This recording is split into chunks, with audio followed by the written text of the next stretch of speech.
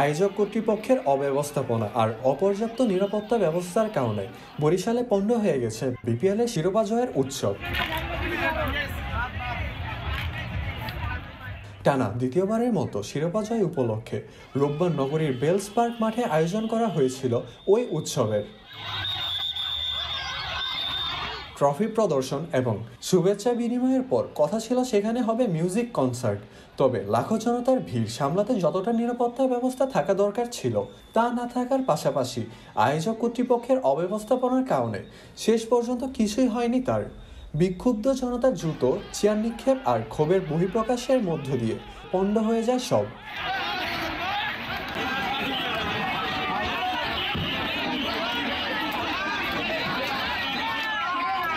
শুক্রবার রাতে ঢাকায় চট্টগ্রামকে হারিয়ে টানা দ্বিতীয়বারের মতো বিপিএলের শিরোপা জেতে বরিশালের টিম ফরচুন বরিশাল রোববার দুপুরে আকাশপথের টিমের সদস্যদের নিয়ে বরিশাল বিমানবন্দরে এসে পৌঁছায় চলতি বছরের শিরোপার ট্রফি। এদিকে বরিশালের বেলস পার্কে তখন চলছিল জয়োৎসবের প্রস্তুতি। তাদের অপেক্ষা ছিল খেলোয়াড়দের দেখার।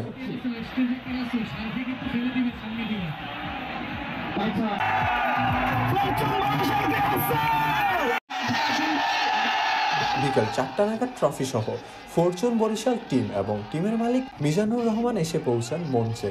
এই সময় দুর্বল নিরাপত্তা বেষ্টনী ভেঙে মঞ্চের কাছে চলে যায় হাজার হাজার জনতা। পরিস্থিতি বেগতিক দেখে ট্রফি নিয়ে দ্রুত মঞ্চ ছেড়ে নিরাপদ অবস্থানে চলে যান টিমের খেলোয়াড় সহ কর্মকর্তারা। আমরা বরিশাল ক্রিকেটের জন্য একটা একাডেমি করব এবং বাচ্চাদের ক্রিকেট নিয়ে আমরা ওয়ার্ক করব, কিভাবে ভালো করা যায় সবার সাথে বসে কথা বলে আমরা একটা অন্য উচ্চতা নিয়ে যাবো ইনশাআল্লাহ।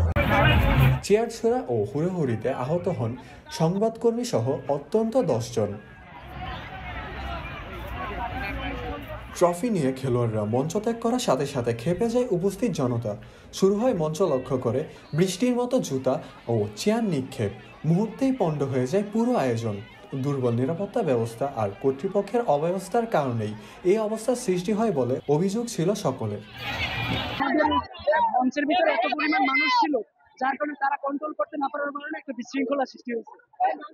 উচিত ছিল তাদেরকে প্রথমে যখন প্লেয়ার আসার পূর্বেই মঞ্চটা খালি করে দেয়, কিন্তু তারা মঞ্চটা খালি করে দিতে পারে না। সামান্য কিছু ত্রুটির কারণে মানে বিশৃঙ্খলার কারণে ব্যবস্থাপনা সুষ্ঠুভাবে পরিকল্পনা করা হয়নি। তার জন্য আমরা আর কি কোনো প্লেয়ারকেই বা ট্রফিটাকেও আমরা ভালোভাবে দেখতে পাই। আর এছাড়াও আমাদের দেখা গেছে যে সবার মধ্যে ধাক্কাধাক্কি, কেউ অনেক আহত হয়েছে। একই সাথে সুন্দর একটি আয়োজন পণ্ড হয়ে যাওয়ায় আক্ষেপও ছিল তাদের মধ্যে। অবশ্য এসব বিষয়ে কথা বলতে রাজি হননি আয়োজক কিংবা প্রশাসনের কেউ। আমরা ভালোভাবে দেখতেই পারিনি, তারা যে কি বলবে কোনো একটা বক্তব্য দিতে পারেনি, এটা আমরা আশা করিনি আমরা বরিশাল প্লেয়ার। মারুফ আহমেদ সামি, বাংলা খবর, ঢাকা।